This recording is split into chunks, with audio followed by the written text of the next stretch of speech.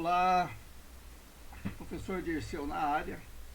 Vamos iniciar a resolução do exercício da Lost Accounting SA. É um exercício de demonstração de fluxo de caixa, a resolução do exercício. Então vou transformar esse PDF que nós temos em um Excel. Vejamos, ativo, passivo. No DFC, o que nós precisamos? Nós precisamos localizar o delta caixa, ou seja, qual a diferença entre o caixa inicial e o caixa final. Esse é o delta caixa, ou seja, é o saldo do DFC. Nós sabemos que o DFC tem que dar esse valor, tá certo? Que é a variação do caixa. É o que nós queremos explicar. Portanto, vamos tentar fazer essa explicação da seguinte forma. Nós temos a variação do ativo, dos seus elementos. O quanto a receber, iniciou com 25, terminou com 89, logo ele cresceu 63.870, ele teve uma saída de caixa, e nós sabemos que está em azul aqui, olha, é o fluxo de caixa operacional, FCO. Tá? O estoque, da mesma forma, começou com 27, terminou com 27.800, cresceu 300.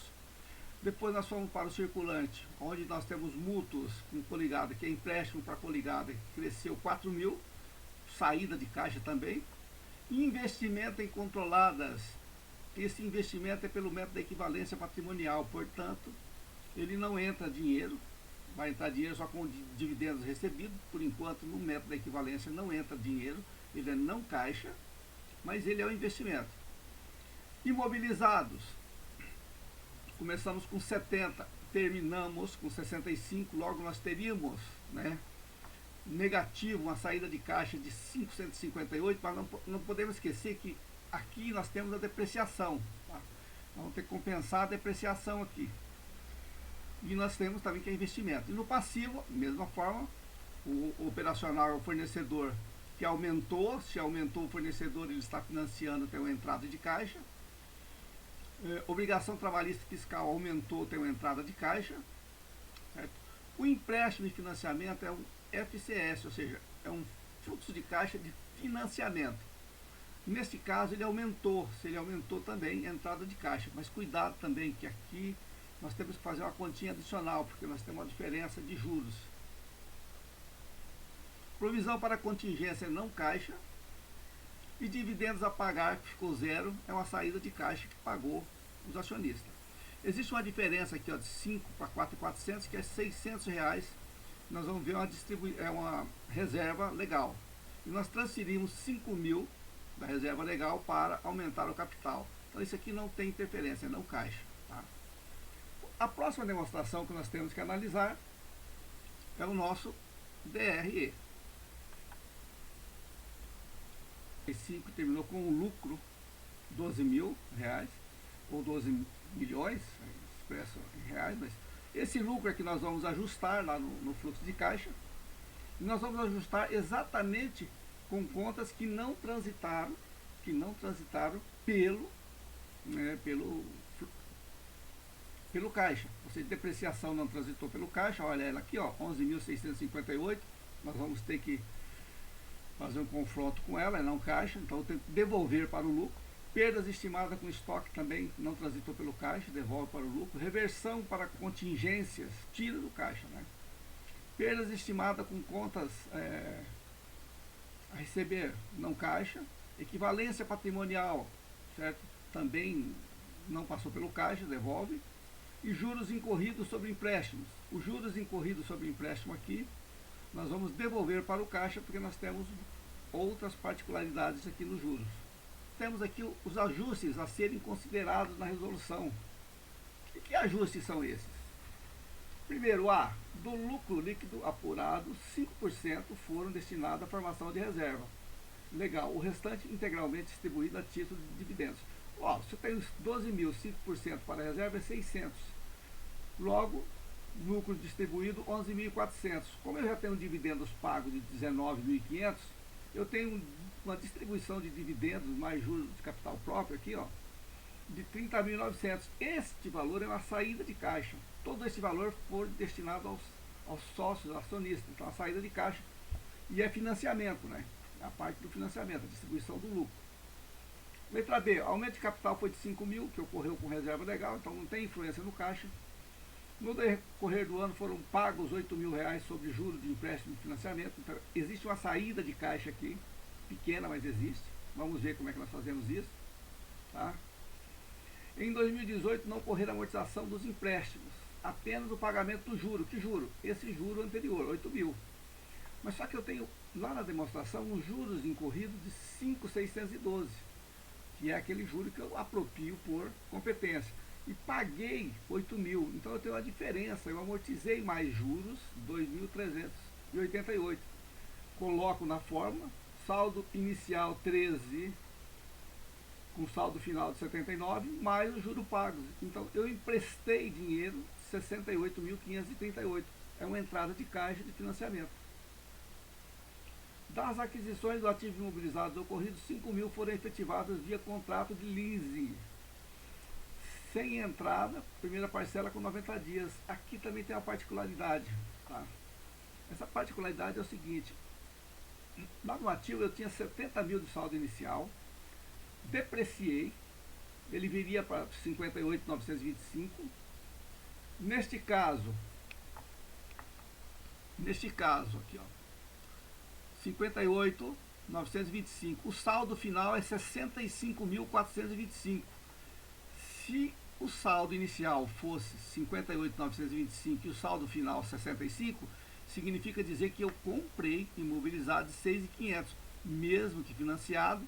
Esse leasing é considerado hoje um financiamento, a essência sobre a fórmula, é um contrato de financiamento.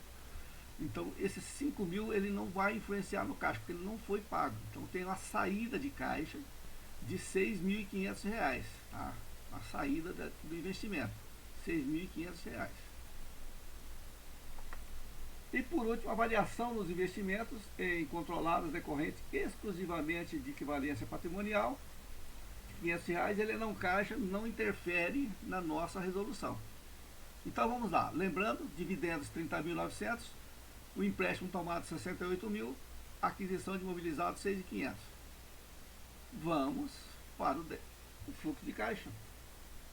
Começou em 12, ajustamos pelos itens que não passaram no caixa, que é perdas estimadas com estoque, com liquidação duvidosa, com reversão da contingência. Veja, a reversão da contingência, existe aqui uma saída de caixa, né?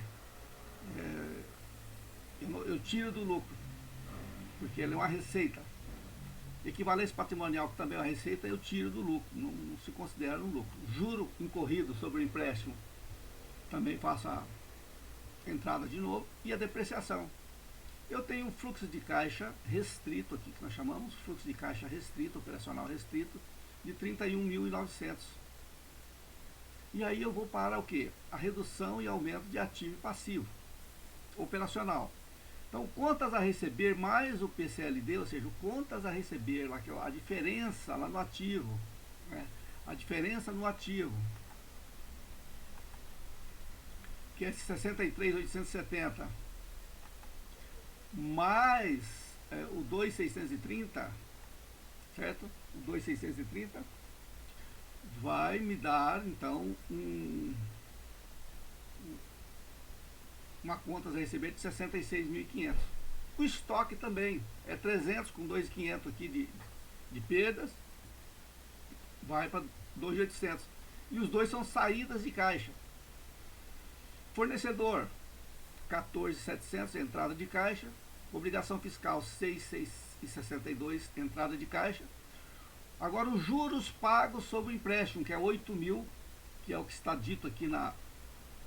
8 mil reais foram pagos de juros sobre o empréstimo. Então, o 8 mil, a diferença que vai ser o 2.388, 5 menos 8, vai ficar no contexto. E eu tenho um fluxo de caixa operacional, então, no valor de saída de 24.638. Logo, eu vou para o quê? Fluxo de caixa de investimento. Tá? Eu tenho um mútuo para a coligada, que é um empréstimo para a coligada, que eu estou fazendo, então está saindo o dinheiro do meu caixa, e eu adquiri imobilizado de 6.500. O fluxo de caixa de investimento, 10.500 saída. Empréstimo, eu adquiri empréstimo naquela conta 68.538, dividendos pagos 30.900, lembra, né, da conta dos dividendos pagos, 30.900, certo? O fluxo de caixa, então, gerado na atividade de financiamento, de financiamento, 37.638, dando um aumento de R$ 2.500 no caixa, que é a conta original. Ou seja, saber que vai dar 2.500, nós sabemos. Por quê?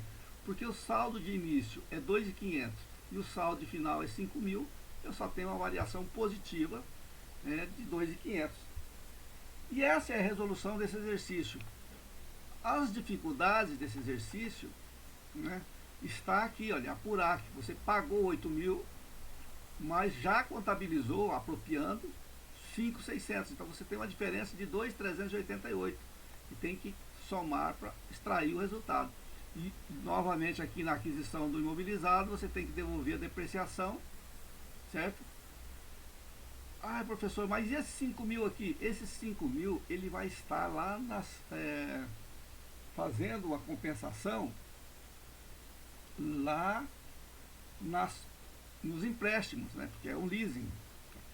Esse leasing vai estar compensando nos empréstimos, tá? Bem aqui, ó. Saída de empréstimo 66.150. No nosso caso, o empréstimo não vai ser 66, vai ser 68, porque tem o 2.388, que é uma diferença de juros que nós pagamos. E assim concluímos a resolução desse exercício